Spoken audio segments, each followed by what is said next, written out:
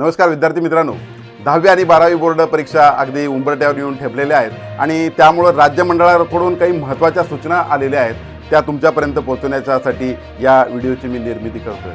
मित्रांनो, आतापर्यंत खरं तर प्रत्येक वर्गामध्ये परीक्षा चालू असताना पाण्याची सुविधा करण्यात आलेली होती, परंतु यावेळेस मात्र नियम बदललेला आहे।